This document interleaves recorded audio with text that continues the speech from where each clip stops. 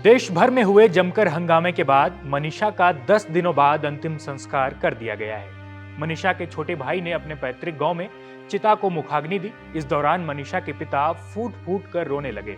परिवार 10 दिनों के बाद भी न्याय की उम्मीद लगाए बैठा है, लेकिन मनीषा की मौत से जुड़े कई रहस्य अब भी अनसुलझे हैं। लीगल एक्सपर्ट्स का कहना है कि कई फैक्ट छिपाए जा रहे हैं। इसके अलावा आपको बता दें कि अब तक मनीषा के शव के 3 पोस्टमार्टम किए जा चुके हैं। इसमें 2 की रिपोर्ट आ गई है, लेकिन तीसरे पोस्टमार्टम की रिपोर्ट आना अभी बाकी है। रोहतक के सीनियर एडवोकेट ने इस पूरे मामले और पोस्टमार्टम रिपोर्ट पर कई सवाल खड़े किए हैं। उन्होंने अंदेशा जताया कि इस केस में पुलिस तथ्य छिपाने की कोशिश कर रही है।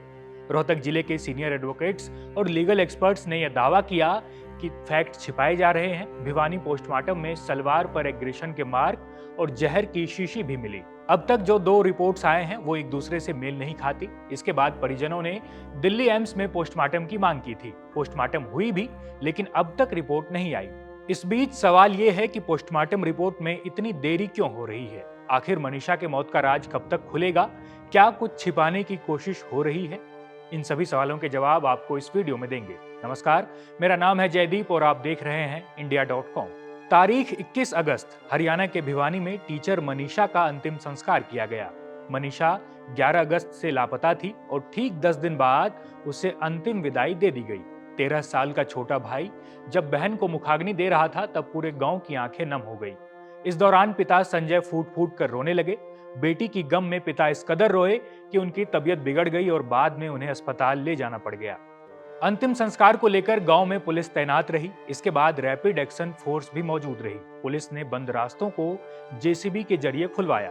वहीं मनीषा के अंतिम संस्कार के बाद सरकार ने पहले दादरी और फिर भिवानी में इंटरनेट पर रोक हटा दी है। वहीं दूसरी तरफ हरियाणा पुलिस ने मनीषा की मौत के जांच सीबीआई को सौंप दी है। भिवानी पहुंचे डीजीपी शत्रुजीत कपूर ने इसकी पुष्टि करते हुए कहा कि जल्द ही पूरी प्रक्रिया सारी चीजें सीबीआई को सौंप दी जाएगी।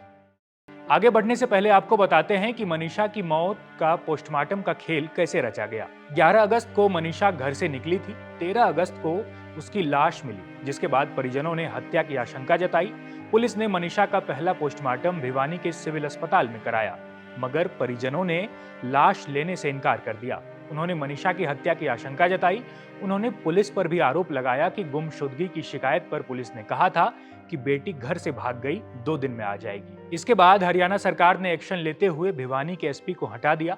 वहीं एसएचओ समेत 5 पुलिसकर्मी सस्पेंड लाइन हाजिर कर दिए गए, मगर परिजन संतुष्ट नहीं हुए तो पीजीआई रोहतक में फिर पोस्टमार्टम कराया गया, जिसमें कहा गया कि मनीषा ने सुसाइड की है। पुलिस ने सुसाइड नोट भी वायरल किया।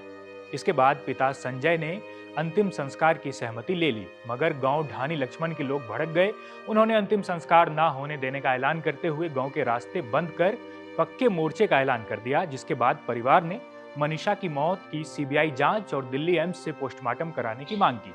बुधवार को सरकार दोनों मांगों पर राजी हो गई। इसके बाद ही सीएम ने जांच सीबीआई को देने का ऐलान किया।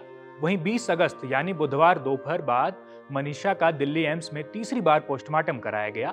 वहां से लाश वापस भिवानी अस्पताल लाई गई, जिसके बाद कल यानी 21 अगस्त को मनीषा का अंतिम संस्कार कर दिया गया।